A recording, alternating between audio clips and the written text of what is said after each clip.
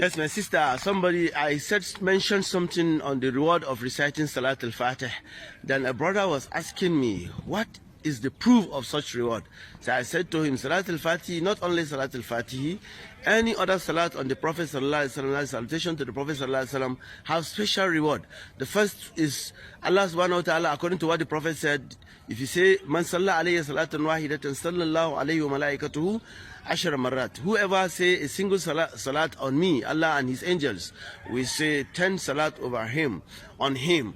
So the 10 salat of the reward of this 10 salat of the angels, nobody can count it because you don't know the total number of angels of Allah Subhanahu Wa Ta'ala. Therefore, not to talk of Allah's own salat, which He will recite 10 salat on you if you did a single salat to the Prophet.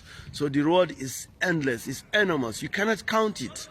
Then number two, I said in that video that Holy Prophet ﷺ taught us that every single day that one has a charity he can perform from all his joints.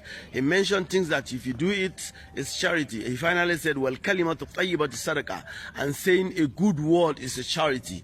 The salutation of the Prophet ﷺ, as I said, Salatul Fatih, for example, oh my Lord, oh Allah, say your salat on the Holy Prophet, who is the opener of all good things, who closes all bad things, who is helping Islam with the Quran, who is guiding men to the right path. Allah said this salutation to him and his household according to his esteem and prestige in your position. So this word is a good word. Therefore, when you say a good word, you have reward. Somebody might say, then why did the companion did not say it, the Prophet did not say it, therefore we should not say it? No, this is not a proof. The Prophet ﷺ's companion said a lot of things during his lifetime which he did not teach them.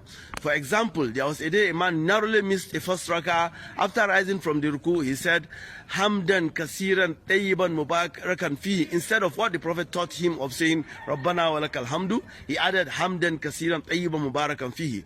After the prayer, Sallallahu Alaihi Wasallam asked him, who is the person that I heard him say some new words? He said, I am the one, Ya Rasulullah.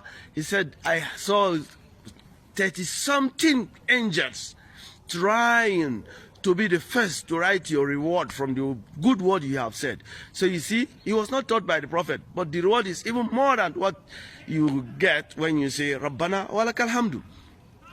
And Abdullah bin Abbas narrates a hadith that the people of Quba is the first mosque that is built, which is outskirts in Medina.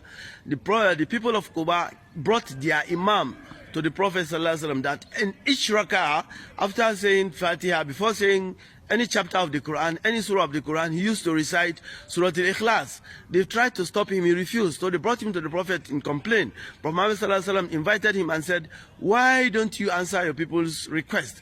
He said, Ya Rasulullah, I love Surah Al-Ikhlas. Therefore, I must read it after every Fatiha before I recite any other chapter of the Quran. Prophet ﷺ said to him, your love for Surah Al-Ikhlas has taken you to paradise. So you see, it not will take you to paradise. He said, it has taken you to paradise. And he was not taught by the Prophet. He invented it. He started reciting it. He innovated it. And he started reciting it after every Fatiha, before every surah. And Prophet ﷺ acknowledged it.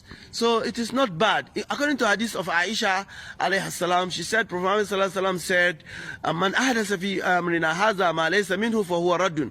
Whoever introduced into these affairs of ours anything that is not in Islam will be rejected. So this automatically means anything that you introduce into this Islam, if it is in Islam, will be accepted. If it is not in Islam, it will be rejected. Therefore, if it is in Islam, it will be accepted. So this is a glad timing that people are going to introduce something good into Islam. Islam is not a myopic, Islam is not a dull religion that will not accept anything new, that only what the Prophet taught you is what you will do. Any word that did not pass through the Prophet, you cannot say it. No, this is not what Islam is. Because the companions said a lot of things which Prophet ﷺ did not teach them. For example, there's another hadith that Prophet ﷺ said, Man sanna fil Islam sunnata hasanatan falahu ajruha wa ajru man amila biha ila yawm al-qiyamati. Whoever introduced a good sunnah into this our religion will have its reward and the reward of those that follow him in the day of judgment. And he added, wa man sanna fil Islam sunnata sayyi'atan falahu wizruha wa wizru man amila biha ila yawm al-qiyamah. Whoever introduce into this Islam any bad sunnah will have the repercussion of those that follow him to the day of judgment. So you see, Islam is not a religion that said will not accept any good innovation. Any good innovation in Islam is accepted. Therefore, reciting of Salatul Fatih, look at the wordings. It is not compulsory that the Prophet Muhammad for say it before you, a Muslim, have to say it. If it is good prayers and you said it, definitely there is reward. Wassalamu alaikum wa rahmatullah.